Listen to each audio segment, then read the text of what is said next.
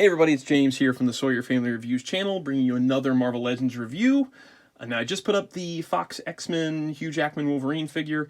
I did that whole thing with my iPhone.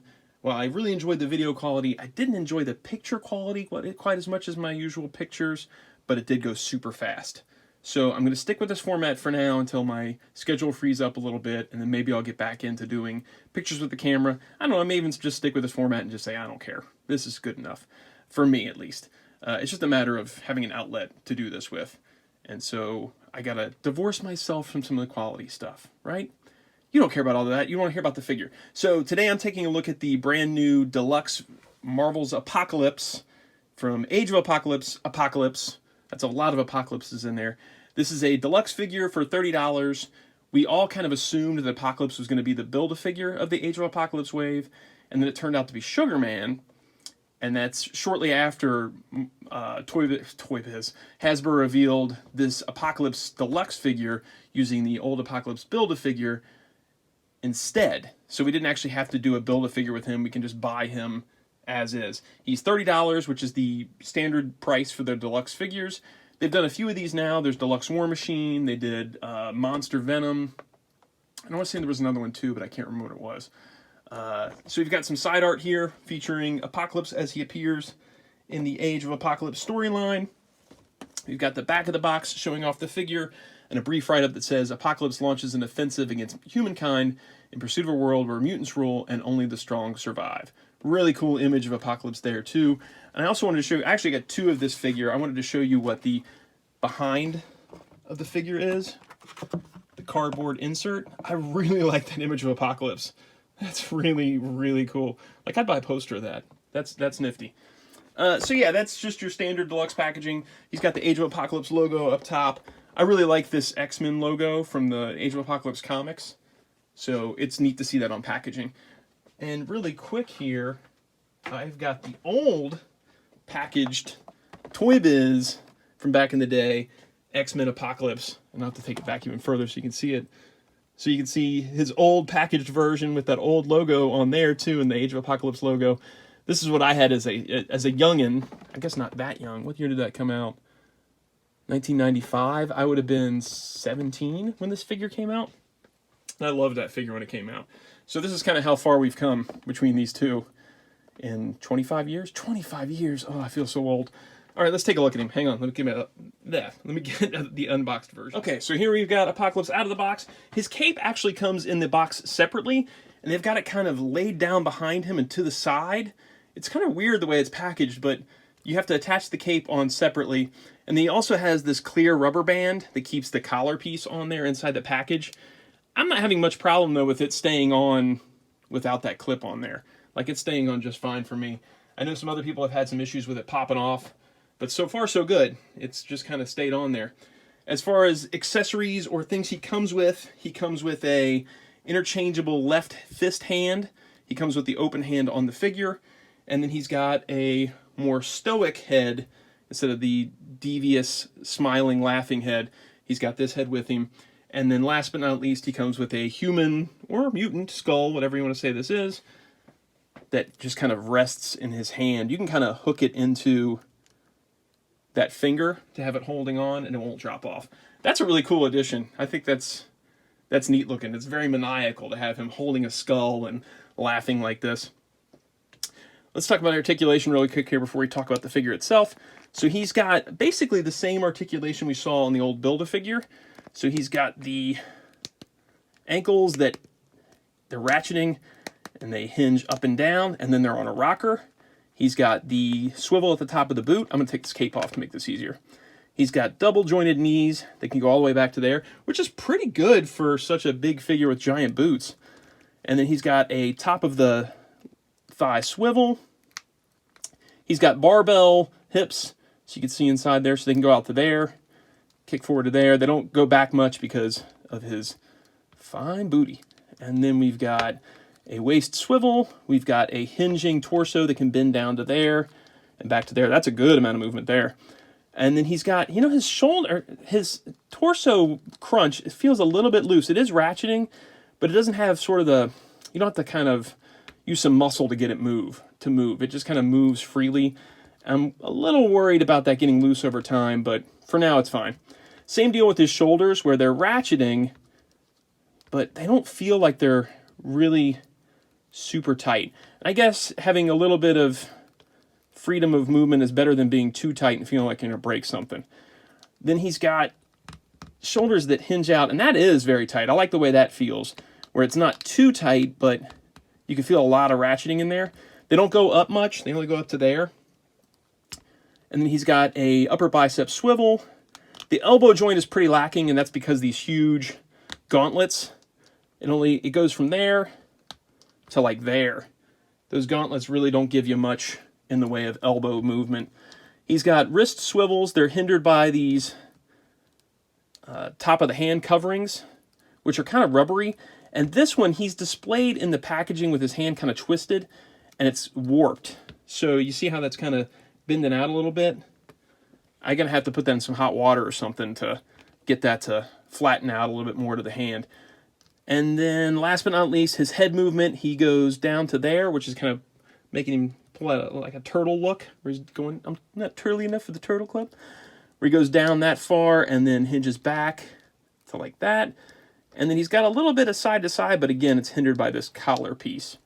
Now these shoulder things are pretty interesting. They're pegged into the body, so they've had to do something new. Well, I guess maybe they didn't have to do something new. I think the old Apocalypse has shoulder pads too, and these just kind of plug in, and they've got a little bit of movement, but the nice thing is that they pop off like that. So if you're trying to get a pose going and you pop it off, you haven't broken anything, it's just going to pop right off of there. And then there's two pegs along the top, and that's how his cape kind of sits in.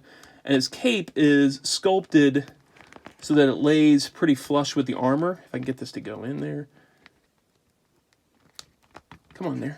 So it has this nice sculpt to it where it makes it look flush with the armor, as if it's like two of the armor pieces were clamped around it. So overall, good articulation. There's a couple spots like the elbows that are a little weak. But with a design like this, you can't expect a whole lot. These gauntlets, they got to be big. It's either go off model or stay on model and sacrifice the articulation. There's not a lot of paint apps going on though. That's probably the most lacking part of the figure. He's got some red highlights on his legs, on his pelvis, and then he's got a more metallic blue on his chest. It's all clean, but it's very minimalist. But then again, his outfit is sort of minimalist. There's not a lot of different patterning or shading that you could really do before you, again, go off model. So it's one of those, do you want it to look super detailed, or do you want it to look more like you did in the comic? It's a balance. So overall, I'm pretty impressed.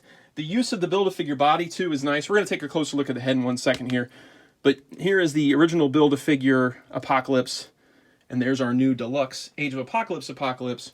And it's kind of almost tough to say they're the same body, because there is a lot of stuff that's been changed. From the knees down, this is new. The waist, this belt piece is now gone. The shoulder pieces are new. The gauntlets on the arms are new.